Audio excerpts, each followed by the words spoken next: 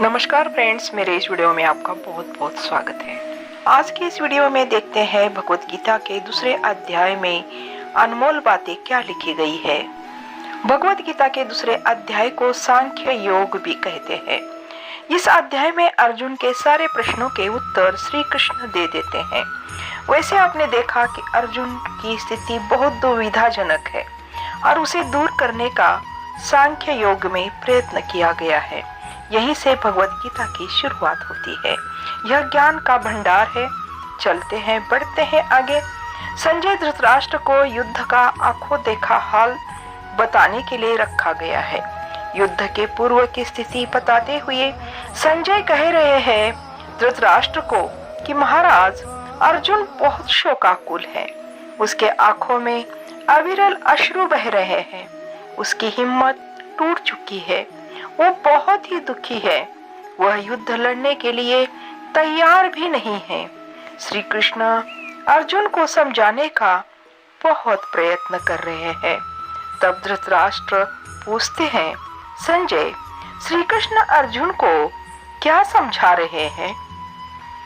संजय बता रहे हैं, महाराज, श्री कृष्ण कह रहे हैं, हे अर्जुन, तुम जो कर रहे हो ये बिल्कुल सही नहीं है।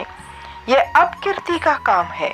इसे ना स्वर्ग मिलेगा, ना विजय मिलेगी, ना मुक्ति मिलेगी। यह पुरुषार्थ का काम कतई नहीं है। इस समय शत्रु के प्रति मोह दिखाना बिल्कुल गलत है।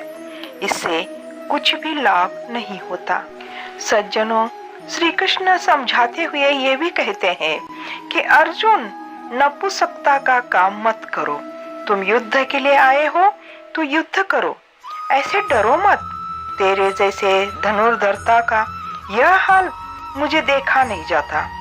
दोस्तों, हमें भी अपने को कमजोर समझकर किसी कार्य को बीच में ही छोड़ देना सही नहीं होता। अर्जुन की तरह हम भी कितने बार ऐसे संकट की घड़ी में कमजोर पड़ जाते हैं, जिसे हम भयभीत हो जाते हैं और भयभीत होने से मन में शंका उत्पन्न हो जाती है।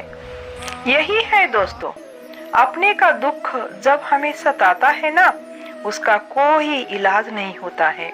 इसलिए हमें दुर्बलता को जीतकर आगे बढ़ने का प्रयत्न करना चाहिए।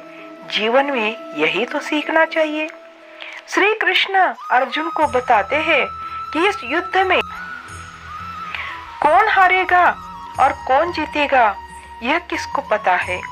यहाँ कौन मरेगा, कौन जीवित रहेगा यह भी पता नहीं है, क्योंकि तलवार का काम सिर्फ मारना होता है। वो न शत्रु देखता है न मित्र देखता है। यहाँ तो तलवारें ही चलने वाली है। इस पृथ्वी पर कितने लोग आए, कितने लोग चले गए। यह शरीर का नाश होता है, परंतु आत्मा अमर हो जाती है।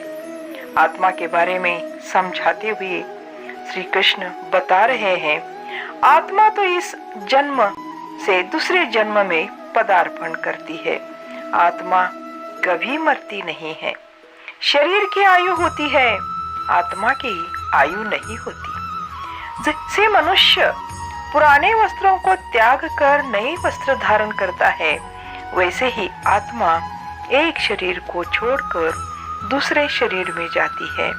इस आत्मा को शास्त्र नहीं काट सकते, इसको आग नहीं जला सकती और इसको पानी गला नहीं सकता, इसको वायु सुखा नहीं सकता। इसी आत्मा के स्वरूप को श्री कृष्ण अर्जुन को समझा रहे हैं। श्री कृष्ण आगे यह कहते हैं कि अर्जुन, उठ और संभाल तुम्हारा धनुष्य। तुम्हें शत्रु को मारना है, आत्मा को नहीं, क्योंकि आत्मा तो अमर है, उसे कोई भी मार नहीं सकता। दोस्तों, हमारी सबसे बड़ी समस्या यही है कि इस आत्मा को समझे। आत्मा को समझना ही मोक्ष प्राप्त करना होता है। तो सज्जनों, भगवत गीता के इस दूसरे अध्याय में सांख्य योग बताया गया है। ये वीडियो आपको कैसे लगा?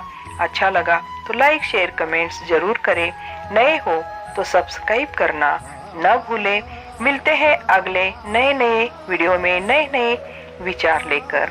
धन्यवाद।